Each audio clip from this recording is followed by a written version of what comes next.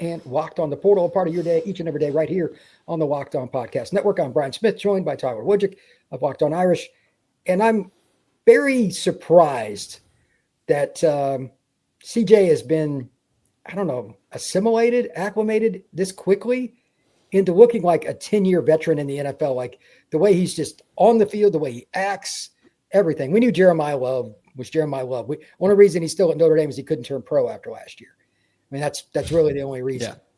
Are you as surprised as I am with CJ? And I knew him when he played 7-on-7, and I saw him at the Miami game. Like, he's always calm, but are you surprised by just how seamlessly effortless this seems to be?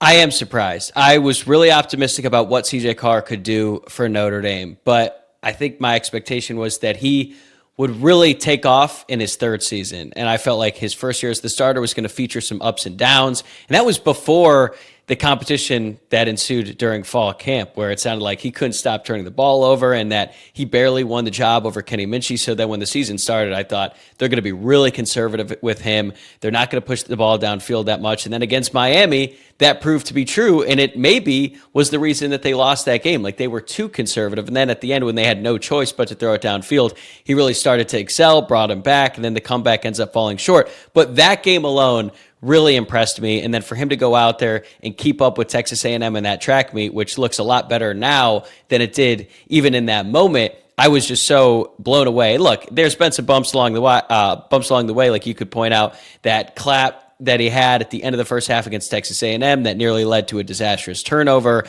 He's had some bad throws, some bad mistakes, like that one against USC. That was, just one of the dumbest decisions I've ever seen any quarterback make. But the fact that he's able to make those mistakes and then learn from them quickly, to me, is just so impressive. And the fact that he really struggled out there against USC in really poor conditions, and then to bounce back and not let even worse conditions affect him when he was going up against Navy.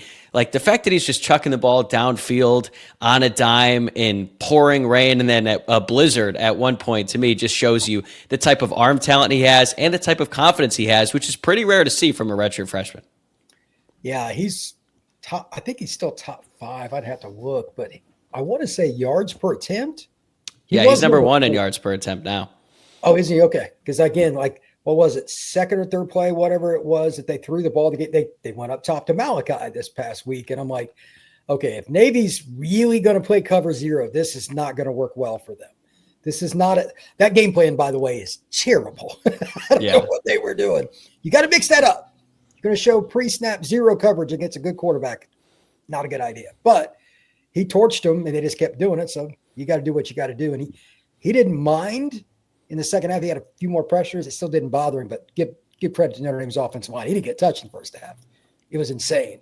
On that end, one of the reasons their pass game is so good is this guy named Jeremiyah. In your opinion, and you haven't watched Notre Dame as long as I have, but is there anybody as dynamic as Jeremiyah Love in college football? Hold on one second. I'm going to just wipe my camera because I came out of focus there for a second. All right, there we go. I can go back and edit that out after. Okay, pick it up, 3, 2, 1.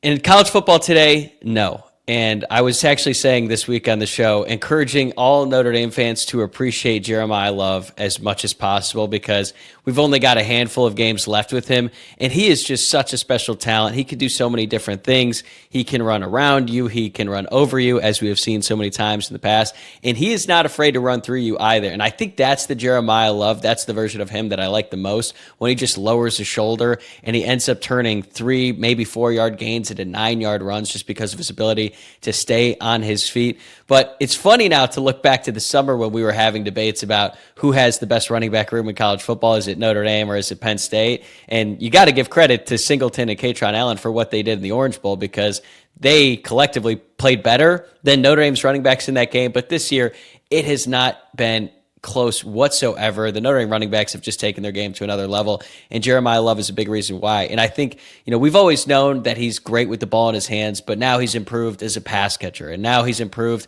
in pass protection. Like, he has really rounded out his game, and at this point, I would be surprised if he's not a top 5 pick in the NFL draft. He is. I don't like running backs going high, but he's just as good a receiver as he is running back, because he has natural hands. I had a chance to see him at the Under Armour event when he was coming out of high school. And in practice, he was just natural with everything he did. And I still remember after the game, he walked up to me and he was mad. It's an all-star game. Nobody gets a bunch of carries. He goes, man, I didn't even get lathered up. I only got 3 carries. Like, he was genuinely mad. Like, he's that competitive.